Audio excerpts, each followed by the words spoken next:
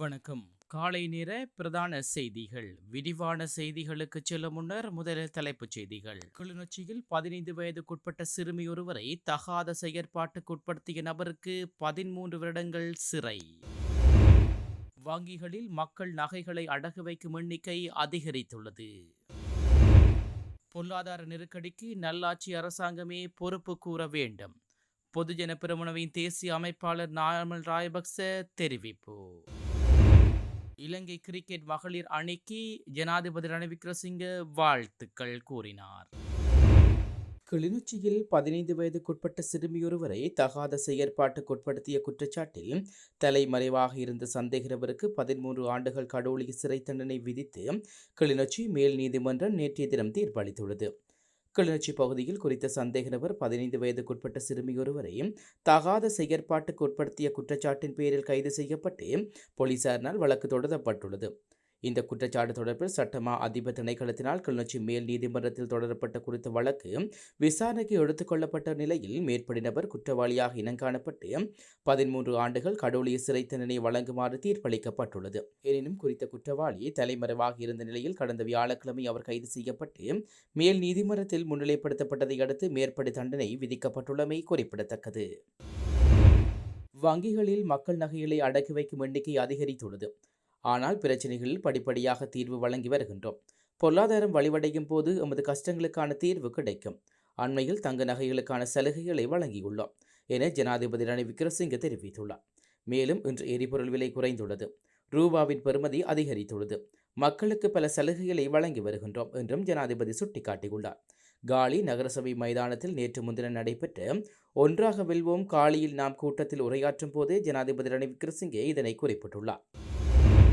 பொருளாதார நெருக்கடிக்கு நல்லாட்சி அரசாங்கமே பொறுப்பு கூட வேண்டும் என பொதுஜன பெரமுனவின் தேசிய அமைப்பாளர் நாமல் ராயபக்ச தெரிவித்துள்ளார். குறித்த விடயத்தினை கொழும்பில் நேற்றைய தினம் பொதுஜன பெரமுனவின் தொகுதி அமைப்பாளர்களுடன் இடம்பெற்ற சந்திப்பின் போது அவர் குறிப்பிட்டுள்ளார். இது தொடர்பாக அவர் மேலும் தெரிவிக்கையில் 2018 ஆண்டுக்கு பின்னர் அரசியலில் பாரிய சவால்களை எதிர்கொண்டுள்ளோம். அத்தோடு கொரோனா பெருந்தொற்று தாக்கத்தின் போது நாட்டு மக்களின் உயிரா அல்லது பொருளாதாரமாக என்ற தீர்க்கமான தீர்க்கத்தை எடுக்க வேண்டி இருந்தது. மேலும் ஜனாதிபதி தேர்தலுக்கான உத்தியோகபூர்வ அறிவிப்பை இவ்வாறு வெளியிடுவோம். அத்தோடு நபர்களை அடிப்படையாக கொண்டு அரசியல் தீர்மானத்தை எடுக்கப் போவதில்லை. கட்சியின் கொள்கைக்கு முன்னுரிமை வழங்கி உறுதியான தீர்மானத்தை எடுப்போம் எனவும் குறிப்பிட்டுள்ளார். இலங்கை மகளிர் கிரிக்கெட் அணிக்கு ஜனாதிபதி ரணில் விக்ரமசிங்க வாழ்த்துக்களை தெரிவித்துள்ளார். ஆசிய கிண்ண இறுதிப் போட்டியில் பலம்பொருதிய இந்திய அணியை வென்ற சமரி அத்தப்பத்து உள்ளிட்ட இலங்கை மகளிர் கிரிக்கெட் அணிக்கு ஜனாதிபதி இவ்வாறு வாழ்த்துக்களை தெரிவித்துள்ளார். மைதானத்தில் வெற்றி கிண்ணத்துடன் நின்ற அணித்தலைவி சமரி அத்துப்பத்துவுக்கு தொலைபேசியில் தனது வாழ்த்துக்களை தெரிவித்துள்ளார். உங்களுடைய தோல்வியற்ற பயணத்துக்கு உங்களின் திறமை, அர்ப்பணிப்பு மற்றும் கூட்டு செயற்பாடு நன்றாக அமைகிறது என குறிப்பிட்டுள்ளார். நீங்கள் எமது நாட்டை கௌரவப்படுத்தியுள்ளீர்கள் எனவும் ஜனாதிபதி தனது வாழ்த்துச் செய்தியில் சமரியிடம் கூறியுள்ளார். அத்தோடு இலங்கை அணியின் ஜாம்பவான் வீரர் குமார் சங்கக்கார தனது பாராட்டுக்களை தெரிவித்துள்ளார். அவர் தனது பதிவில், என்ன ஒரு வெற்றி, நெருங்கி வந்துவிடும் என்று நினைத்தேன், ஆனால் இது அபாரம். மகளிர் இலங்கை அணியை நம்ப முடியாத முயற்சி இது. இலங்கைக்கு என்ன ஒரு தருணம். சமரி அத்துப்பத்து, ஹர்ஷிதா மற்றும் கவிஷா மற்றும் அணியினர் அனைவருக்கும் வரலாறு படைத்துள்ளீர்கள் என வியந்து பாராட்டியுள்ளார். வெளிநாட்டில் தயாரிக்கப்பட்ட சிகரெட்டுகளுடன் சட்டவிரோதமான முறையில் இலங்கைக்குள் உள்நுழைய முற்பட்ட வெளிநாட்டு பெண் உட்பட 4 பயணிகள் விமான நிலைய சுங்க அதிகாரிகளால் கைது செய்யப்பட்டுள்ளனர். கட்டநாயக்க விமான நிலையத்தில் 29,200 சிகரெட்டுகள் அடங்கிய 146 சிகரெட் பெட்டிகளை மறைத்து வைத்திருந்து 37 வயதுடைய சீன பெண் ஒருவர் சுரங்க அதிகாரிகளால் கைது செய்யப்பட்டுள்ளார். மேலும் கொழும்பில் கிளப் ஒன்றில் பணிபுரியும் பெண்ணொருவரும், பாணந்துறை பிரதேசத்தில் வசிக்கும் 34 வயதுடைய நபரும், மத்துகம பிரதேசத்தில் வசிக்கும் 38 வயதுடைய சாரதி ஒருவரும் சட்டவிரோதமான முறையில் 39,000 சிகரெட்டுகளை அடங்கிய 195 அட்டை பெட்டிகள் சிகரெட்டுகளை தமது பயண பொதிகளில் மறைத்து வைத்திருந்த போது சுங்க அதிகாரிகளால் கண்டுபிடிக்கப்பட்டு கைது செய்யப்பட்டுள்ளனர். இவ்வாறு கைது செய்யப்பட்ட சந்தேக நபர்கள் 4 சுங்க அதிகாரிகளால் கைது செய்யப்பட்டு குற்றப்புலனாய்வு அதிகாரிகளிடம் மேலதிக விசாரணைக்காக ஒப்படைக்கப்பட்டுள்ளனர்.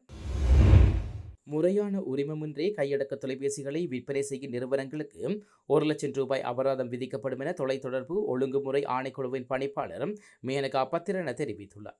சட்டவிரோதமான கையடக்க தொலைபேசிகளை விற்பனை செய்யும் நிறுவனங்களுக்கு இதுவரை 10,000 ரூபாய் அபராதம் விதிக்கப்பட்ட நிலையில் திருத்தப்பட்ட தொலைத்தொடர்பு ஒழுங்குமுறை சட்டத்தின் மூலம் அபராதம் அதிகரிக்கப்பட்டுள்ளது.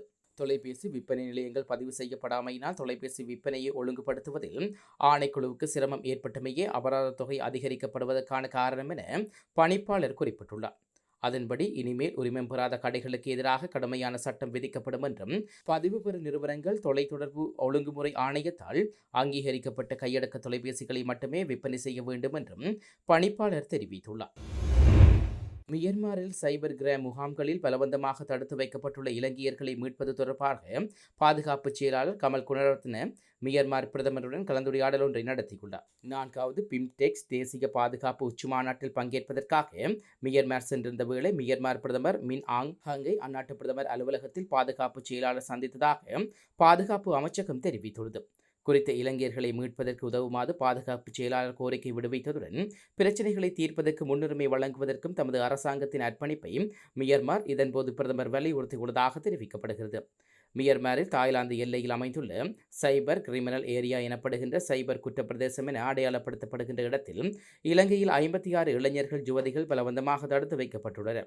இந்த பிரதேசம் முழுமையான பயங்கரவாத குழு ஒன்றின் கட்டுப்பாட்டில் உள்ளதால் தடுத்து வைக்கப்பட்டுள்ள இலங்கையர்களை மீட்பதற்காக இலங்கை தூதரகம் நடவடிக்கை எடுத்துள்ளது. யாழ் மருதானமட பகுதியில் இளைஞர் ஒருவர் மீது வாழ்வெட்டு தாக்குதல் நடத்திய குற்றச்சாட்டின் பேரில் கைதான 4 இளைஞர்களையும் விளக்கமறியலில் வைக்குமாறு நீதிவான் உத்தரவிட்டுள்ளார். இச்சம்பவம் கடந்த வெள்ளிக்கிழமை இரவு இடம்பெற்றுள்ளது.